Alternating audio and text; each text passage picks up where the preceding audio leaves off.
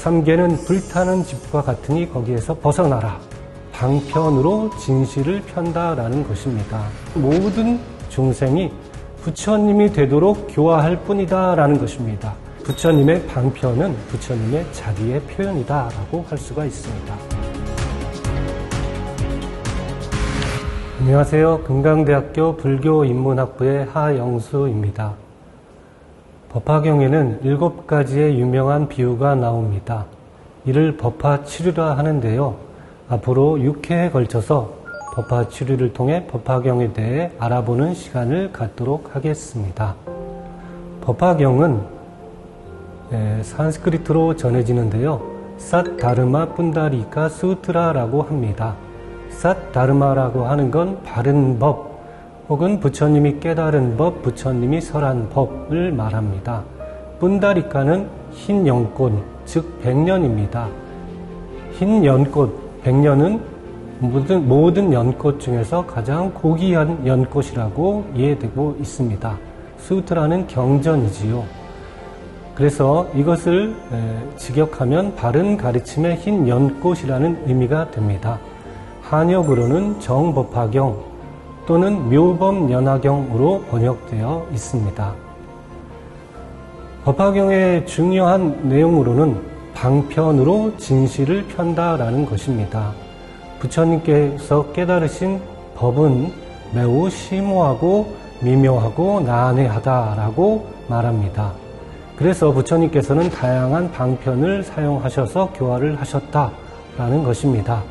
그리고 법화경에 들어와서 진실을 밝힌다는 것이 법화경의 입장입니다. 여기서 방편이라고 하는 것은 다양한 의미가 있지만 그것을 유형으로 정리를 하면 삼승이 됩니다. 한편 진실, 교화의 진실은 일불승 혹은 일승이라는 것이 됩니다. 여기서 승이라고 하는 것은 가르침에 대한 비유적인 표현이지요. 즉 가르침을 타고 수행을 해서 어떤 결과에 도달한다라는 뜻이 있습니다. 또 하나는 승은 지혜를 의미합니다. 그래서 삼승 하면 3가지 가르침 혹은 3가지 지혜를 말합니다. 한편 일승 하면 1가지 가르침, 1가지 지혜를 말하는 것이죠. 그렇다면 삼승에는 무엇이 있을까요? 성문승, 영각승, 보살승이 바로 삼승입니다.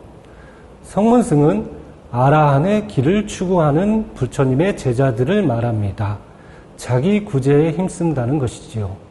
영각승은 은둔의 성자를 말합니다. 이들은 대승불교로부터 자기 구제를 주로 추구한다라는 의미에서 소승이라고 불렸습니다. 삼승의 마지막은 보살승입니다. 이것이 바로 대승인데요. 예전에 부처님의 보살 수행을 따라서 서원을 세우고 육바라미를 실천해서 부처가 되겠다라는 것입니다. 이것은 자신의 구제라고 하는 건 타인도 행복해져야 진정한 구제가 된다라는 뜻이 담겨 있습니다. 그런데 이 삼승은 서로 각자 다른 길을 걸어가고 있다고 생각을 했습니다. 여기서 등장한 것이 일승입니다. 일승이라고 하는 건 가르침은 하나라는 것입니다. 즉 부처님의 지혜로 가르칠 뿐이다.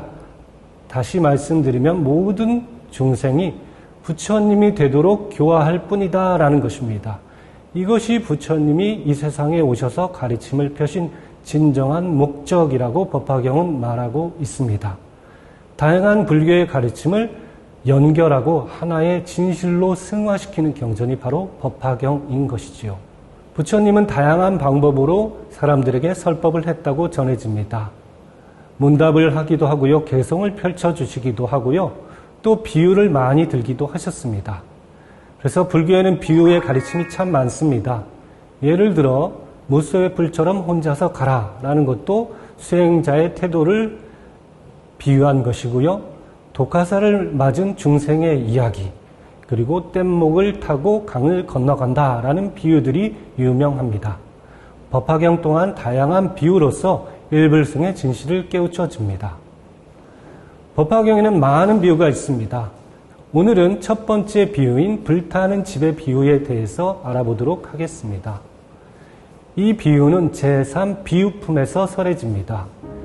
비유품에서 부처님의 수제자인 사리불이 부처님께서는 언제나 일불승, 즉 부처님의 지혜를 얻도록 교화할 뿐이다. 삼승은 방편이었다라는 걸 이해하고 깨닫게 됩니다. 그래서 크게 기뻐하면서 부처님, 그 의미를 다른 사람들에게 또 설명해 주십시오라고 요청을 드립니다. 그러자 부처님께서는 지혜 있는 사람이라면 비유를 통해 그 의미를 이해할 수 있을 것이다 라고 하면서 이 비유가 시작이 됩니다.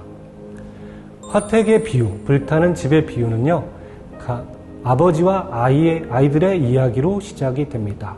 이 아버지와 아이들은 큰 집에 함께 살고 있었습니다.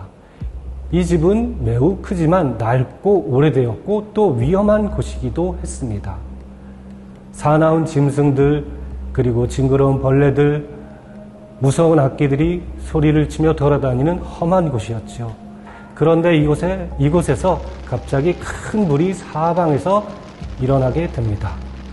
아버지는 그것을 알아차리고서 아이들한테 빨리 빠져나와라, 이 집은 위험하다라고 얘기를 해주었습니다. 그러나 아이들은 놀이에 정신이 팔려서 집이 위험한지도 모르고 불이 타오르는지도 알지 못했습니다. 아무리 얘기를 해도 아이들이 아버지의 이야기를 듣지 않자 아버지는 한 가지 묘책을 생각해냅니다. 자, 아이들이 정말 좋아하는 게 뭘까라고 생각을 하고서요. 자, 아이들이 좋아하는 장난감으로 유인을 해야겠다라고 아이디어를 떠올린 것이죠. 즉, 양이 끄는 수레, 사슴이 끄는 수레, 소가 끄는 수레로 유인을 하자라는 것입니다. 요즘으로 치면 훌륭한 자동차로 유인을 했다, 이렇게도 볼 수가 있겠습니다. 아이들에게 저 집 밖에 3개의 아주 멋진 수레가 있으니까 너희들이 가지고 싶은 것을 마음껏 가져라 라고 이야기를 합니다. 그 이야기를 듣고서 아이들이 신나서 집 밖으로 빠져나옵니다. 그리하여 아이들이 안전한 곳에 모두 대피한 것을 보고서 자, 이제 아버지가 무엇을 했을까요? 앞에서 말했던 3개의 수레를 주었을까요? 그렇지가 않습니다. 아버지는 3개의 수레가 아닌 하나의 수레를 주었습니다. 바로 아름답고 귀한 보배들로 장식된 흰 소가 끄는 수레, 대배국어를 모두에게 나눠 주었습니다. 아이들은 기대 이상의 큰 보물을 얻은 것이죠. 이 비유에서 아버지는 부처님이고 아이들은 중생입니다. 낡고 오래된 큰 집은 윤회의 세계입니다. 이 세계는 험하고 험난한 곳입니다. 이 세계에 불이 탔다고 하는 것은 가래를 말합니다. 부처님께서는 초기 경전에서 온 세상이 불타고 있다라고 하는 불타오름에 관한 경전을 설하셨습니다. 그것이 이 비유의 모티브가 된 것이라고 생각됩니다. 자, 그래서 이 가래 때문에 온갖 고통을 받고 있는데요. 3개 수레로 유인을 했죠. 양수레, 사슴수레, 소해수레입니다. 그것이 바로 성문승, 영각승, 보살승을 말합니다. 유인을 했다고 하는 건 방편이라는 것을 의미합니다. 한편 흰 소가 끄는 수레를 나눠줬다라고 하는 건 일불승을 말합니다. 실제로 이것을 나눠줬다라고 하는 것은 이것이 부처님의 진실이라는 뜻이죠. 이것을 모두에게 평등하게 나누어졌다라는 건 모든 부처님은 언제나 일불승으로 공평하게 중생들을 교화한다는 의미입니다. 이 비유는 부처님께서 방편을 써야 했던 이유를 설명하고 있습니다. 사람들은 저마다 능력이나 성향, 열망, 관심, 환경 이런 것들이 다 다릅니다.